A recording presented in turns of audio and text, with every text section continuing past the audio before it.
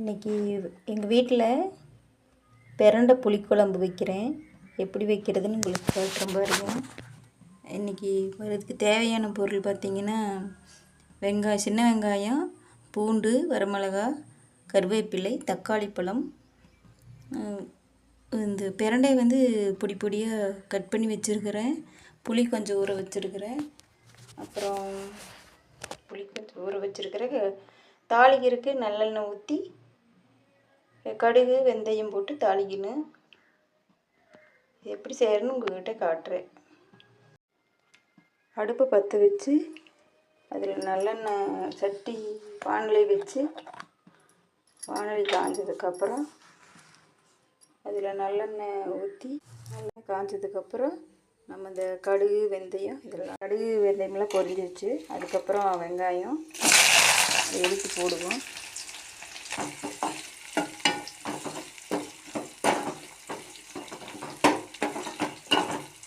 நல்லா வெங்காயம் பூண்டு நல்லா செவக்க வரைக்கும் வெங்காயம் நல்லா வதங்கிடுச்சு. அதுக்கப்புறமா தக்காளி கட் பண்ணி வச்சுருக்கிறத எடுத்து போட்டு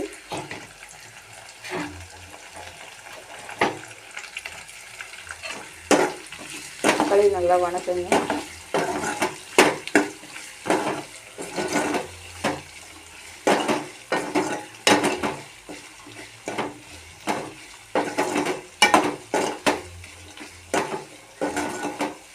இது சாப்பிட்டா நல்லா பசியாகாமல் இருந்தால் கூட இந்த குழம்பு வச்சு சாப்பிட்டீங்க பசியாகும், ஜீரணம் நல்லா ஆகும். அதுக்காக பிரண்டை நீங்கள் உங்களுக்கு கிடைக்கிற போல் இதை செஞ்சு பாருங்க. சட்னி அரைச்சாலும் நல்லாயிருக்கும். இப்படி புளிக்குழம்பு வச்சு சாப்பிட்டு பார்த்திங்கன்னா அதுவும் நல்லாயிருக்கும்.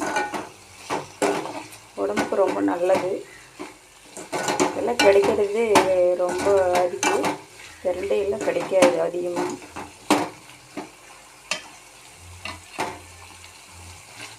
அதுக்குதான் நம்ம பிரண்டை எடுத்து இதுலேயே போட்டு நல்லா வதக்கிடலாம்.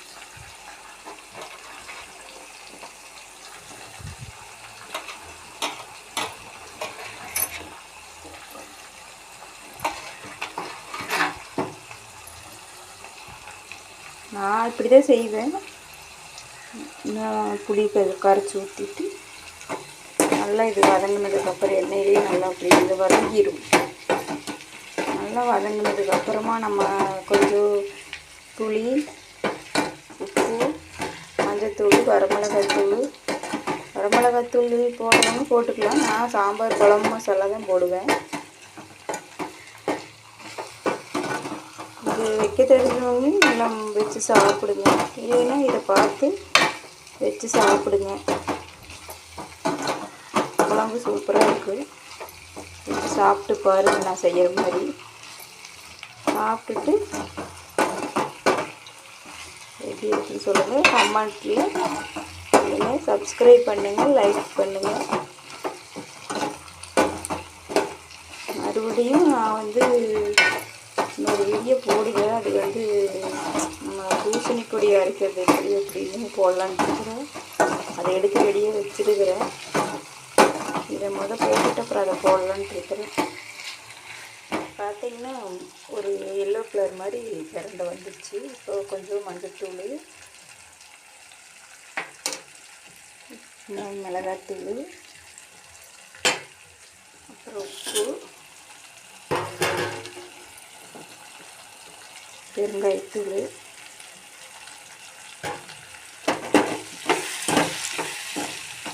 அவங்க தேவைக்கு ஏற்ப காரம், உப்பு, புளிப்பு எல்லாம் சேர்த்துக்கிங்க.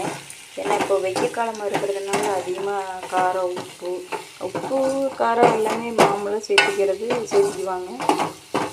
கொஞ்சம் அதிகமாக போட்டால் அந்த காரம் அதிகமாக இருக்குதுன்னா காலத்தில் வெயிலில் கம்மியாக சேர்த்துக்கிறது எவ்வளவோ நல்லது. அதுக்கு இப்போ கரைச்சி வச்ச புளி ஊற்றுறேங்க.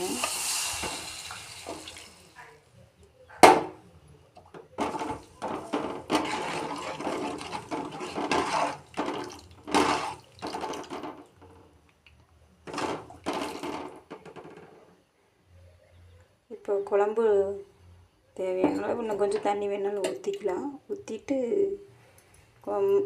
மூடி வச்சு வேக விட்டு நல்லா கொதிக்க விட்டு கொஞ்சம் குழம்பு சுண்டினதுக்கப்புறம் உங்கள்கிட்ட காட்டுறேன். சுண்டிடுச்சு நல்லா. இப்போது ஒவ்வொருத்தரும் வெல்லம் போட்டுக்குவாங்க, வெல்லம் போட மாட்டாங்க. நான் இன்றைக்கி கொஞ்சம் வெல்லம் போடுறேன். அந்த சூட்லேயே கரைஞ்சிரும். சாப்பாட்டுக்கு ஊற்றி சாப்பிட்டீங்கன்னா கொஞ்சம் ஊற்றி சாப்பிட்டாலே அதுவே எவ்வளோ சாப்பாடு சாப்பிட்லாம். ஒரு கரண்டி ஊற்றினாலே நீங்கள் எவ்வளோ சாப்பாடு சாப்பிட்லாம். நீங்களும் வச்சு பாருங்கள். நீங்களும் குழம்பு எப்படி செய்கிறதுன்னு செஞ்சு பாருங்கள். தேங்க்யூ.